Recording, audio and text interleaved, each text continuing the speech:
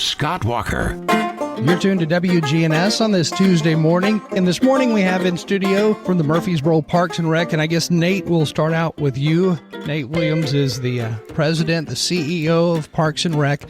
What sounds best to you? And we'll just go with that and we'll let the city know. I tell you what sounds best is all the new fancy music and noises you guys play coming into these shows. It gets more fancy every single time. You know, you never can tell what kind of noises you're going to hear. New lights morning. Every time I come. It's just, I feel special just coming here. So we're trying to make it more Nate friendly.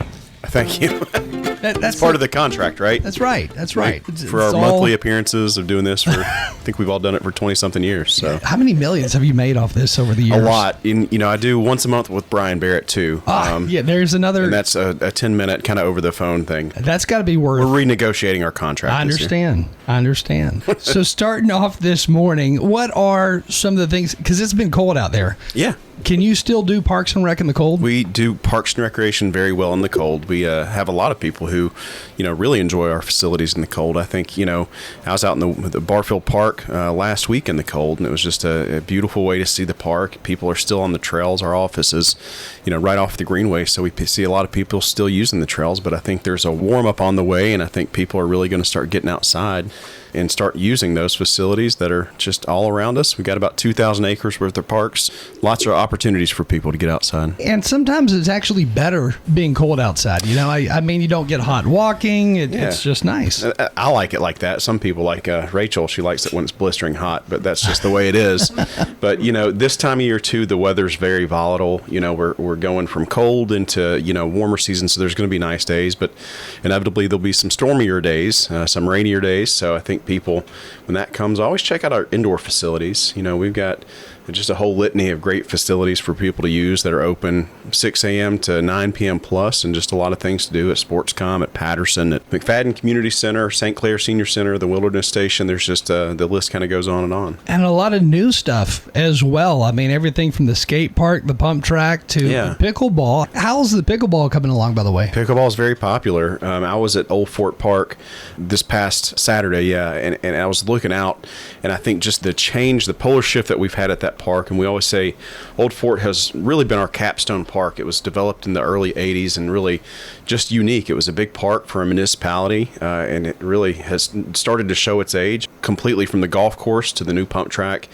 The renovations of the tennis courts, the new ball field out front, and then Kids Castle was done, almost 10 years ago. So it's just a whole new park, and the busyness that you go out there and see and the amount of people using it just tell how new and fresh everything is. And what year, I know you told me this before, but how many years ago, what year was it when the city first purchased that property where Old Fort Park is today? It was in the 70s. And that was before you had real parks. Before you had real parks, but I think it always shows, I think, the first big investment in the park system and that standard that the council at that time set for the benefits of parks and how they play a role in the livability of a community, and that's never gone away. We fortunately have a city council that believes in the benefits of parks and recreation. We also have a community that believes in the benefits of parks and recreation and who utilize the services at a very high rate. We just finished our buy one, get one sale. Don't remember the exact percentage, but it's just up tremendously. Every year goes up. It just shows that people value the facilities and the programs, and that's just a testament to the hardworking team that we have to make it all happen. And back in the 70s, I bet the population of Murfreesboro was under 25,000. Yeah, you think about that and think about the growth that we have now. A big part of what we do, and on Rachel's side, her team, what we do within some of our parks is just preserving natural areas, and that's for generations to come as the boom comes of development. We look at Barfield Crescent Park. A couple years ago, we were able to add 73 acres on there just to preserve. And we're looking at Veterans Park. That's coming online here in the next year or so. We're working hard on that, but part of that is just preserving natural grasslands and natural areas. Once Veterans Park is completed and opened, I think, I'm just guessing, looking around at other cities, other communities, I think we're going to have more city park space, more local park space than probably any other city. I think we're fortunate. Our community believes in the value of parks and recreation. We're continuing to grow and expand, and our council is very engaged with what we're doing and how we're developing the spaces that are currently owned by the city and prospective places, and how we offer a community that's growing so fast. We need just more of everything. People could look at ball fields. Of course, we need more ball fields, but we just renovated Siegel Soccer Complex. We could use more soccer fields. We're always looking to try to manage that growth, but our council's asked us to look at really hard at what it would look like after Veterans Park to really focus on getting some more ball fields. And we've got some plans working and evaluating and constantly pushing the threshold of what we can provide and offer. When you visit a city where there is an abundance of park space, it feels different. It feels, I don't know, cleaner, fresher. There's something about parks that are more welcoming than anything else you could have in a city. Yeah, I think a lot of that's just green space. And I think seeing people be active in a way where they're not working, but just being able to relax and exercise. And it just shows, I think going back to Old Fort Park, you drive past Old Fort Park and you see the Greenway going through there. People are moving, people are smiling. You go down the Greenway and people are happy, and it's unique. And we're fortunate to be able to provide these spaces to the community. Have you ever seen someone not smiling in the park? I mean, have you spotted? I have, but I ride my bike on the Greenway, and I think when you're riding on the Greenway, just seeing people's faces, just getting out, and there's just something to be said about just smiling and acknowledging your neighbor and people that are on the Greenway with you. And we're getting back to that time of year where folks are, I know some people who literally walk or bike to work now. Yeah. Because you have that opportunity through the Greenway Trail. You do. You can jump on and off several locations. A lot of people go downtown. I do have to say, with how busy our Greenway system is, our Murfreesboro Police Department helps us patrol that. Fortunately, we're able to keep it as safe as possible and feel very confident in the safety of it, especially in the downtown areas. They're patrolling extra hard these days. We certainly appreciate the partnership we have with them and what it takes from not just Parks and Recreation, but all the departments within the city to be able to provide quality spaces. You do always feel, I think, safe here in Murfreesboro on the park trails, on the Greenway, all of that. And especially if you compare it to some of the bigger cities like Central Park, I would much rather be here. We have a notoriously very safe park system. We've all been doing this for a long time, and we're fortunate to be able to say that. Most of that's due to the type of programming activity that we put in these spaces, so we can activate them in positive ways. But also, our Murfreesboro Police Department, I think we've got 8 dedicated police officers that just work on the host team or park specific, so that helps us out tremendously, and we partner with them every single day. Now, some of the programs that are coming up, in fact, summer programs, registration for some of the programs, and I guess spring programs and summer programs just around the corner, girls flag football being one of them. Is that new? That is a new program, Scott. As you know, Spring Fling is just around the corner, and TWSAA kind of broke the events up, and they've made it into a 2-week event. But we are hosting the girls flag football, the first inaugural championship this May. So to help get girls involved in flag football and help promote this growing sport as well, we've got a program that girls 9 to 13 can register now, and it's a recreational program. So if you've never played flag football, or if you've got a daughter or granddaughter that has never played, it's a great way to get introduced to it before they get to that high school level. Is that becoming a sport in high school? I mean, it is a TWSAA recognized sport now, and the championships will be during the Spring Fling weeks. That's wild. That's pretty cool, though, that is another option. Well, last year they had a tester program, and they did that and lacrosse, and I think they had over 100 girls flag football teams and only about 20 or 30 lacrosse teams. Wow. And so they did do their inaugural, they did just basically a play-in tournament or an invitational tournament last year.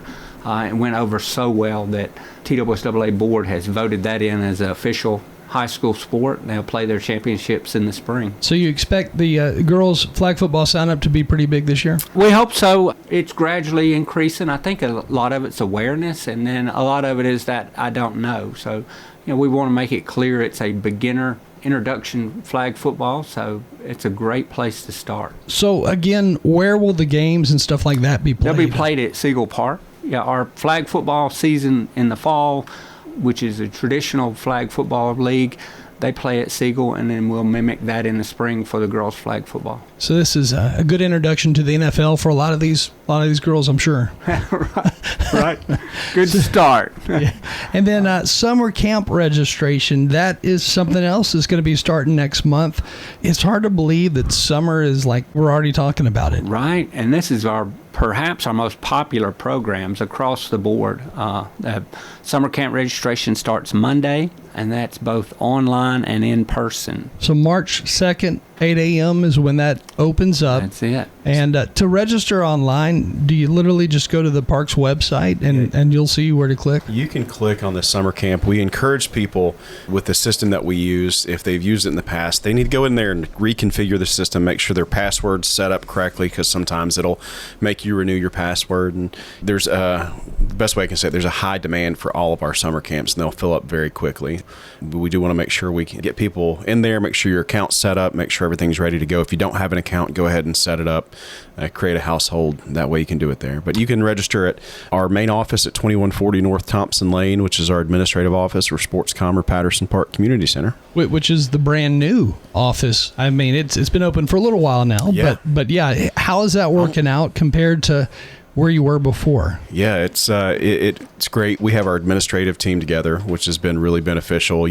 Before we were kind of all spread out. But, so all four of y'all in the same office kind of building? Scary, right? It is, yeah. The stuff you could come up with. But before, we were all at 4 different locations. So for how big our organization is, we have over 500 employees in our peak season. So it's just good to centralize our administrative team, and I think it's been a beneficial aspect for the department. And Rachel Singer here as well. The Rachel Singer. The only Rachel Singer. What are the most popular summer type programs that you guys have, or what have been historically over the years? Oh, we have so many. Summer's a great time to enjoy our parks. And so, like we were talking earlier, our summer camp programs are super popular, and we have everything from sports camps to outdoor camps, cultural art camps, history camps. So whatever kind of kid you have, you can find something. History camp. That sounds interesting. Right? Yeah, that's at Bradley Academy Museum and Cultural Arts Center. They do a great job kind of immersing kids into all things history, Rutherford County. Now, each of these camps, how long do they last, and can a kid take more than one summer camp? Absolutely. A lot of kids do the whole menu of summer camps and really get a good, diverse programming experience. But you can pick and choose, and we've got, programs for all ages. Our youngest camp starts at 7, so then we run through. We've got stuff for 17-year-olds. So, and then you also have kind of like your all-day camps, your half-day camps, and a lot of that depends on the ages of the kids. Cool. Okay. So, again, summer camp registration, a huge variety of camps, and you can register starting on March 2nd. Yeah. And we have a spotlight on the website, so that's a great place to go. And I think we have 22 camps this year. So we encourage you to go on there, look at all of them, read about them. There's detailed descriptions, kind of find what's right for you. So then on Monday at 8 a.m., you're ready to You'll know get going. Yeah. what to do, what to register for. Right. And again, I know every year the number changes, but how many kids typically do y'all see at all the summer camps combined? Man, we'd have to add them up because, each camp kind of has a different capacity, but it's in the thousands, right? Yep, yeah. And it's wild how many new people are moving here. I mean, families with kids. Do you see a lot of new faces? Oh, absolutely. Yep. And then we see, some of the old ones that come through just year after year, and it's really fun to watch them grow up through our camps. I think, thinking back on camps, one of the cool things that we've seen is kids who participate in some of our outdoor camps have gone on to work for us in different capacities. We do a junior lifeguard camp, and then we've had, dozens of those kids go through and actually become lifeguards and work for us for a long time. So I could see that. Yeah. Yeah. It was really, it's really cool to see. I'm curious, are there any plans for a second pool in the future? Or I say a second outdoor pool in the future. It's something we're always looking at, not immediate plans for another pool. We've got our 3 pools. We've got 2 at Sportscom and 1 at Patterson. But, there's so many needs. It's like we were talking about earlier. There's so much. I think it's something we wouldn't be opposed to talking about in the future. But we're just, kind of evaluating all options right now. Now, on that Veterans Park, I know we're jumping all over the place, place. It's but okay. on the Veterans Park, what are some of the different amenities, different things that people will have there? You know, when people go to Veterans right now, they'll pass by it and they're excited because they see that main entry is paved, and that's pretty much done. But that gets back to really where we call the heart of the park. And what you'll find there is a destination playground, unlike anything we have in the park system. It's a compan playground. If anybody wants to look that up. What was that word again? Compan. Compan. Kompan. So it's a unique style of playground that we're really excited about. It's going to be big and something people are definitely, going to travel across town to take their kids to. But we'll have 8 pickleball courts, kind of a multi-purpose field. We've got 4 pavilions, an event space, and almost 5 miles of trails. Oh, wow. So, yeah. That's a lot. That's more than I would have imagined, I guess. Yeah, it's 3.7 miles of formal paved trails and then another mile of informal trails that'll go through some of the natural areas and then our grasslands. How many acres are out there? 150 acres. Okay. So when people, if they're familiar with the site, if you drive past it and you go, northbound towards 840, you'll see some dirt mounded up, and that's where, some future city uses might be it a fire department, a police precinct, fire station. That'll be there, and then a couple other things. But yeah, we've got 150 acres. Again, one of our main goals is to preserve some of these spaces for generations to come. Now, I think when I last spoke to the fire chief, he was talking about how I think they already leveled the land where they're going to build a fire station or something. I guess that's next to that bank. Yeah, they're working on kind of the foundation work. I'm not sure necessarily plans for timeline on that, but it's ready made for them, and we've proven. So our office at 2140 North Thompson Lane, we're neighbors with the fire department. We share a building with them, so we'll be glad to have them within any park. Well, what's cool about that location is it's right across from an area that's really being developed into a medical community. I mean, there's a lot. You got the West Lawn Hospital, the ER across the street. TOA. I mean, there's just MMCs there. It's kind of almost therapeutic in a way. Yeah, and what's fun is you look at an area like this and the moves that were made several years ago, and our pause and repositioning with a park on the west side of town to say this 150 acres, this is going to be a great area with development all the way around it, from residential to commercial, medical, to make this a place that we can preserve and be really a great destination for a park.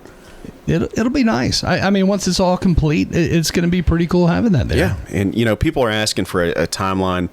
We say in the early months of 2027. We're still, it's really early on. We'll have to get through, the spring, see how the rainy season goes, and then we'll have kind of a better estimate of when we think it's going to be done. Now, some of the ideas that came from the community, because I know you had public meetings and public input throughout the whole process when y'all were deciding on moving forward with it. Did those go into making the park? Absolutely. We take all of that. I think you take what's feasible combined with what people would like to see, and then count on our general undertone of what we think the park should be. And I was really pleased with the final product, and I think the people who come to Murfreesboro to visit this park and the people in Murfreesboro will really enjoy it. One of the biggest things, so it's Veterans Park, and we wanted to come up with a way, to honor our veterans, not just here but across the country. So there's a really, really big American flag right in the middle of the park. That's I think going to be unique. Like a flag, like on a pole. Big flag. That's a good idea. That's cool. And did you have any crazy ideas going into this? Folks were saying, hey, I wish we could have this. I wish we could have that. We have lots of crazy ideas, and we brainstorm those and come up, I think, with a plan that's feasible and the thing that'll be, I think, universally accepted and likable at a park like this. Sounds good. Again, that was Nate Williams. So what else is happening within the park system that is new or maybe folks don't know about yet? We do have the Daddy-Daughter Dance coming up March 14th, and that has proven to be a really big event. You can get your tickets online, but that's where dads and daughters can come out, and there's dinner and dancing and just a really sweet, special night for families. It's funny how when I ask, is there anything new, they all look at Lynn. They looked at me. right away, like she's got the answers for everything. Well, she just really likes talking on this, and she was like, at some it's my point out in the favorite hallway, thing. she said, hey, make sure I get my time. And we said, okay, Lynn, we'll get you your time. Was she practicing in the hallway? She's been up since 4 warming this up morning. Her voice Yeah. Perfect. Just trying to get to make it perfect. What is that entertainer? Like lemons and honey. Honey and lemons. Oh my goodness. So what else is happening? 50th anniversary. Now that's the 50th anniversary for the parks. No, that is for Cannonsburg. For Cannonsburg, So Cannonsburg, okay. and Rachel can probably talk a little bit more about that. But Cannonsburg will be turning 50 on June 26th, and we're going to have a big celebration that day and invite everybody out, the community, and come out and celebrate 50 years. And one thing we are looking for is pictures. So if anybody has any pictures from Cannonsburg from years past and so forth, we have a link. We've got it on the website and on Cannonsburg's Facebook page. So I guess that would mean Cannonsburg opened in 1976. I didn't even, I guess, realize that. It did. It was a project for the bicentennial, and so that's 100 years of history. All of those buildings were moved from Rutherford County, disassembled, reassembled back on that site for a fun interpretation village. And so we've really been working hard on revitalizing Cannonsburg. You know, this whole area is going to really get a facelift, and Cannonsburg is up for the challenge. So staff is working super hard, implementing new programs and really working on the buildings. You know, they're old buildings and they've been here 50 years, and so a lot of wear and tear on them. And we've gotten some grants and been able to do some things for improvements there. So we're excited about what's happening at Cannonsburg. And like I said, the staff is super creative, and they've got a great menu of programs coming up this summer, and then it's going to culminate into a grand celebration at the end of June for their birthday. So even though it's the 50th anniversary, I mean, some of those buildings date back, what over 100 years? Right. So there's a lot more history, I guess, behind it than people may realize. There is. Yep. There's, mid 1800s is the earliest building, but then the oldest building, or the newest building, I guess you would say, is the museum, which was the old cotton gin. It's the only building that was original. It's the only one that was original to the site. Okay, Yes. and I'm trying to think. So when you walk in, that building is the one that's directly in the back along the creek? The back left, yes. Okay. Yep, you got it. So right past the caboose. So, Cannonsburg was a bicentennial project, and we won third place nationally, to recognize the bicentennial. And we're approaching our 250th anniversary. And Rachel's an expert on saying, how do you say it? No. No, you were saying you were the expert. Okay, I'm just kidding. So we just say the 250th celebration, because only experts can call it exactly what it is. But we've got some really fun plans in progress, and we're going to be unveiling those soon about how we're going to celebrate that in Murfreesboro. We can say it's probably going to be a 2-night event and going to be a lot of fun. I was there with my grandkids when Santa was there. Oh, right. They were very impressed with not only the caboose, but the real Santa. I mean, they were amazed. He is the real Santa. They were amazed Absolutely. by him. Yeah. I know. Yeah, we were lucky in. to get him booked. I know. He's a busy guy this time of year, He is. But the kids walked in, and they knew their names the second they walked in the room. Right. It's like Right. only Santa would know that, guys. It's just really charming down there, no matter what season you go. And we had a blast this Christmas season. We did some new things down there, and I think any season that you visit Cannonsburg is just a treat. Yeah, and then there's always something going on there, it seems like. There is. I think with the opening of Town Creek, when that project's done, it's really a chance for us, and our team is revitalizing Cannonsburg and giving more reasons for people to come back frequently. You know, that's going to be kind of a direct link, and I think when people are walking in that Town Creek area, they're going to naturally just want to go walk around Cannonsburg and see kind of an updated, fresh look. I think once Town Creek is complete, that whole project, I think all of downtown Murfreesboro is going to be, it's like a revitalization to the whole downtown in a way. It is, and I also think, that's another one of those generational moves. You think about people 40, 50 years from now, you think about the development that's going to happen in Murfreesboro, and they're going to look back and be thankful for, that type of project to have happened, preserve a natural area like that in the middle of downtown. It's going to look really cool. I mean, it really will. I think it's something that Murfreesboro needed. Maybe they didn't realize it years ago, but it's going to be pretty neat looking. Especially with this old block here. I don't know if you knew this, but they're going to tear down all this block right here. Yeah, so it's going to be cool, though. Yeah, it's going to be a new look in this specific area, tied to historic downtown as we continue to grow and in the most responsible way we can. Yeah, more parks and more outdoor activities. I mean, I think that really, it helps. It's more fun. It makes life more fun. That's right. We got to take a short break, and then when we come back, we'll talk more about different events happening. The coffee marathon that starts March 1st, I guess. I've already started my coffee marathon this morning. That starts March 1. We'll talk about that and more in just a second. Stay with us. We'll be right back. The Action Line on FM 101.9 and AM 1450 Murfreesboro, FM 100.5 Smyrna. Listen and watch at WGNSradio.com. Local farmers, local meats, vegetables, and other produce at the Winter Spring Rutherford County Farmers Market. Bundle up and make your way every Friday at Lane Agri Park. This is Peter Demas. Come eat with us at Demas's restaurant. A lot of times when you get steamed vegetables such as broccoli or cauliflower, it's either soggy. One of the things that we wanted to do was make certain that it was still soft, but still had a little bit of a crunch to it. And so we worked on the procedure of how to cook that. And then all of our vegetables are seasoned with our seasoned salt. We keep that seasoned salt at home, and I can tell you almost all the vegetables I cook at home have the seasoned salt on it. Come eat with us at Demas's restaurant on Northwest Broad Street. Hi, this is Dan with Music World and Drummer's Den. Our prices are as good or better than the box stores. I don't think you'll do better by shopping online than you would by coming in. If you're into podcasting, we have starter kits that have everything you need to get started. The interface for your computer, microphone, headphones, you'll be online in no time. If you need a PA, you need lights, we've got all for rent.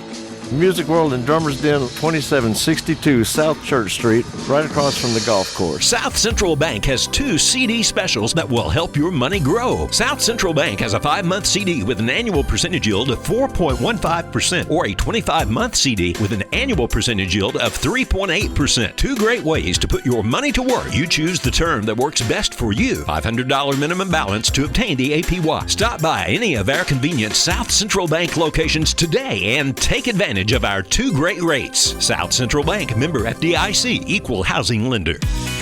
The Action Line on FM 101.9 and AM 1450 Murfreesboro, FM 100.5 Smyrna. Listen and watch at WGNSradio.com. Right now that time, 8:46. Again, with us this morning in studio, Murfreesboro Parks and Rec. And this morning we've got Nate Williams, Rachel Singer, Lynn Caldwell, and the one and only Thomas Laird, all in studio with us this morning. I feel like you know us too well, It's like you've been here before. It's strange, but yeah. Anyway, also happening, the coffee marathon, that starts... Does it actually start March 1, or is that registration for it? Or? No, it starts March 1st. You can go online and sign up starting on March 1st. And it actually is, you will be able to log, if you do the whole program, 26.2 miles. We have, I think, 9 different locations where you can go get a cup of coffee, and then you kind of just log your walk or run that you do around that area. When you sign up, you'll get all the different locations and then the exact places to run. So the route. That's the word I'm looking for. The route and stuff. If I do this, mm-hmm. The coffee marathon, by the time I'm finished, can I officially say that I'm a marathon runner? You can officially say you did the coffee marathon. And you get a really cool coffee cup at the end. You could also say you ran to work this morning, but nobody... I could. You could say anything. But it just sounds more impressive just to say I'm a marathoner. I think it's specific to the coffee marathon, Yeah, if I leave the word coffee out and just say I'm a marathoner, it just sounds like I'm in shape or something.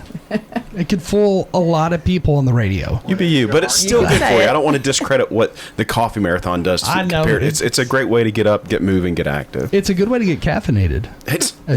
It is, and we say on there you can do it however you want. So you can do it in a week. You can do it. I think it goes in a day. Yeah, you can do it in a day. Some people do, or I think it ends May 31st. So you've got from March through May to do it. And then once you do all the stops and all that, you get an official coffee mug. Yes, a really cool coffee mug. I have one. I did most of the marathon. Did you do the whole Wait a second. Most of it. Wait a second. So, let's just say I went to all the coffee spots. So who I may have been short a little bit. But you go to Patterson Park, and so you get everything when you sign up online, and then you go to Patterson Park and turn your stuff in, and you'll get your mug. Are you presented the mug or just given the mug? You're presented the mug, yes. What do you want, Scott? We'll make it happen. Is there a podium to We can stand make a on big at the deal about end? it. Yes, yes. Good. We got to make a note, guys. If Scott does Yes, this, if he does it. like when he Bring comes, in my mug. yeah, we'll have trumpets. We'll have whatever you think you need to make it special. That makes me excited about it. Right there. You should do it. I need to. Yes, yes. So what else is happening I'm within going to the have parks? Rachel talk a little bit more about another really cool program we have called Neighbors of Patterson Park. That we have happening right now. Okay. Neighbors of Patterson. Yeah, so this is a really unique program, and there's a couple of elements to it. So the larger overreaching program is called Youth Led. So LED stands for Leadership, Environmental, and Design. And this is an intensive summer program for our high schoolers. They meet with staff June and July, and half of the day they're working with our natural resource staff out in our parks and our natural areas, doing hands-on work, kind of learning the ins and outs of the natural resource side of it. And then in the afternoon, they're in a classroom in Patterson and going through a curriculum on permaculture design, where they will receive a certificate at the end of the summer for that. And so within that program, they are eligible for a $500 stipend, plus they get boots and T-shirts, plus that certificate, and also community service hours. So it's a really, really great program for our youth. And so this participating neighbors section of it, we're reaching out to the neighbors of Patterson community, where we are asking if they would like these students to come and do a design plot on their front yard, backyard, whatever that looks like, and then that way the kids can actually implement what they're learning in a design. And so they would have to interview with them. They would have to ask like what their needs are, what they're looking for plant wise. Do they want shade? Do they want sun? That sort of thing. And then the kids go back and design their yard. And then they give the design to that neighbor. They don't have to implement it or anything like that. But it's a really great program. They also would get a fruit tree and installed, and so there is some incentive there, and the idea is the food forest is kind of implementing our food plants, bushes, trees in with our native plants, and so it's really good for the community and for our local wildlife. How important is it to get local children involved in stuff like the parks? Oh, I mean, it's super important. And then, the natural resource element of it is if you're asking me, is super important because, that's the base of what we're looking at for our biodiversity, and to be able to, for the kids to learn that part of it right alongside with the staff, and to see that hands-on implication of how we work with our natural resources within our parks. I mean, it really gives them a lot of opportunity and eye-opening experiences on how to use these things in an application. And you've had so many programs over the years. I mean, everything from working with MTSU on understanding the river, cleaning the river, all sorts of things over the years that I think it does give kids a better grasp, better understanding on the need to take care of this, right, or take care of, all these things in the future. Right. And it's important, that we get them as young as we can. And we've got toddler programs that start with environmental education, but getting them exposed and to understand our natural world is important to be able to protect and preserve those areas. I know one of the more interesting ones that I still don't know how you do, the hummingbirds and tagging my favorite. Certain I don't Definitely our favorite. Still don't know how because they're so fast. They are fast. You'll have to come out and see. I know. I'll answer all your questions. But there are things like that happen really throughout the year. I mean, there's always some type of program going on. There is, absolutely. That's the goal, and there's plenty of education out there, and our staff is great at being able to offer that to the public. How big of a staff does it take to, plan and outline all of this that goes on? I mean, it does take a lot, and I think across our divisions, our staff is creative and they're motivated. They listen to the public, and then they go to work on the organization part of it. So it's impressive. And there's a lot of, you got a lot of part-timers who help out. There's just a lot that goes into the park system that probably from the outside looking in, people don't really understand how it all runs. Because there's a lot to it. Probably not. And there's just so many opportunities. And, like Nate's mentioned in the past, we're really lucky that we're supported so well because the possibilities are endless. And so it's just a matter of time and implementation there. And Nate, I meant to ask you earlier, whenever I was talking about the Veterans Park, is there a survey out right now or what? Yeah, so that's across the department, not specific to Veterans Park. But we're updating our master plan. Thomas has done a really good job kind of heading that up from our end as far as, we did it back in 2018, and we're going to revamp and renew this master plan that we have. And we've been having stakeholder meetings at all of our facilities and then divisional areas. And it's been really positive. I think people are happy with what's happening, and we're glad to hear the feedback that people are providing. But the best way to provide the feedback is we have a survey that people can participate in. It's murfreesboroparks.com, and there's a link to the survey right on that front page. So we want to get as many people responding so we can hear exactly what people would like to see, how people feel about our facilities, and how they'd like to see them managed moving forward.